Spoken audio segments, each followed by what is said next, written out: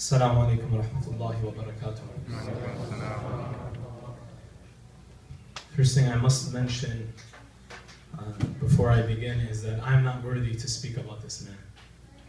Imam Khomaini, rahmatullah alayhi, is somebody who, no matter how many words are said about him, it just doesn't do him justice. Inshallah, we can be worthy to even walk in his footprints, inshallah. أعوذ بالله من الشيطان الرجيم بسم الله الرحمن الرحيم صلوا على محمد وآل محمد اللهم صل على محمد وآل محمد. What words can I say about this man? If you've ever read letters put together describing him, know that they fall short. If you've ever seen the stand of Hussein, if you've ever seen fearlessness from pain, if you've ever seen the face of logic in a world gone crazy, then look to Ruh Allah al-Musawi al-Khomaini. Have you ever known the man who committed to God and never knew betrayal? And death they showed him, and he smiled, and with flying colors completed his trial. The 24th of September put forth its son in 1902 from the lineage of Imam al-Kadhim. Born to Hajar and Mustafa, he was a fusion of Muhammad and Ibrahim.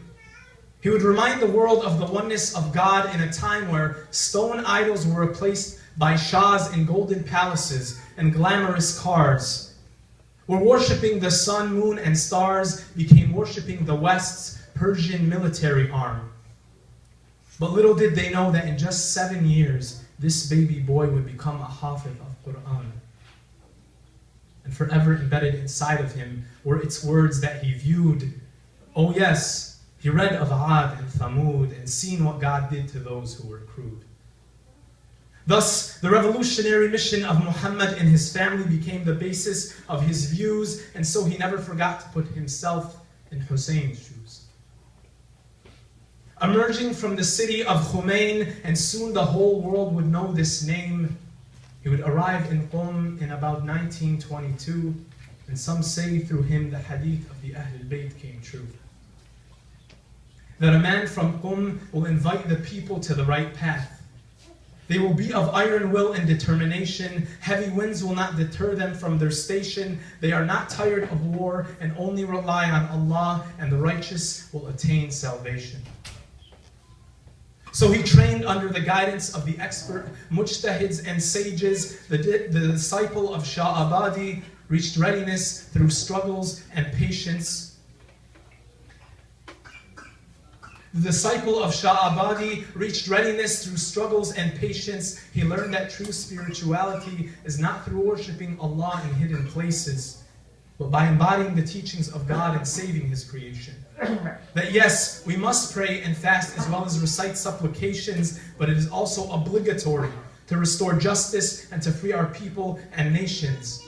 He believed, like Hussein, we must choose death with dignity over a life of humiliation. But yes, if you listen to the West, you will hear the fabrications. That he was a cold-hearted, violent man who wanted suffering, destruction, and devastation. But ask yourself where that narrative came from and why they want you to hate it. Did you know that before the religious government in Iran, the people supported a secular one that could have flowered? But the CIA did a coup d'etat and removed it from power.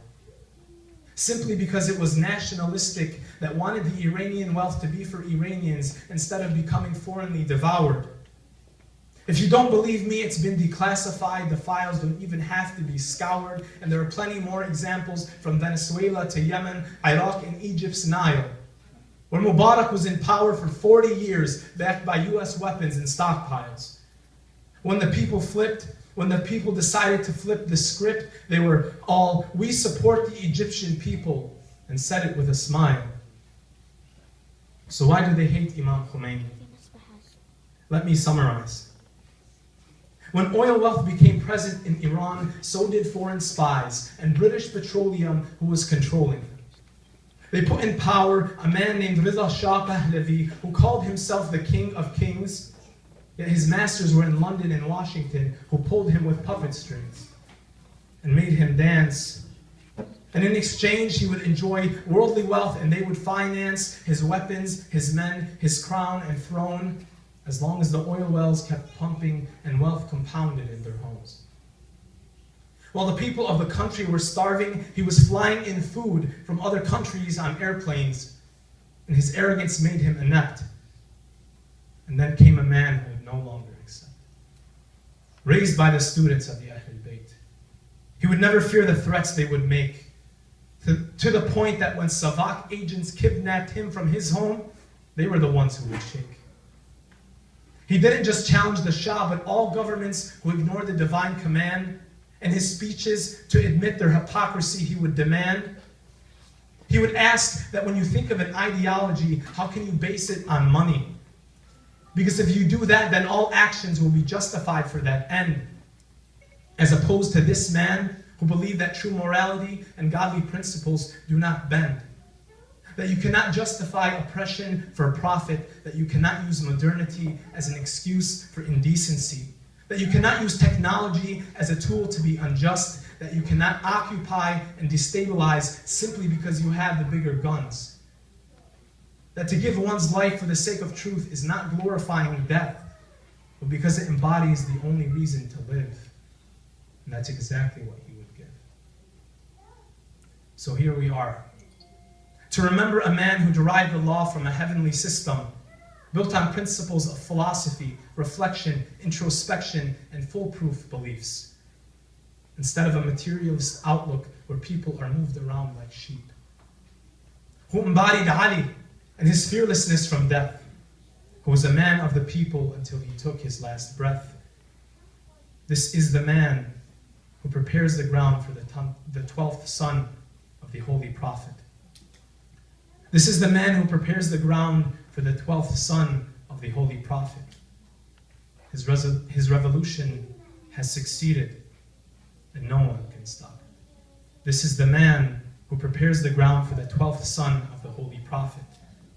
His revolution has succeeded, and no one can stop it. Sallu ala Muhammad wa ali Muhammad.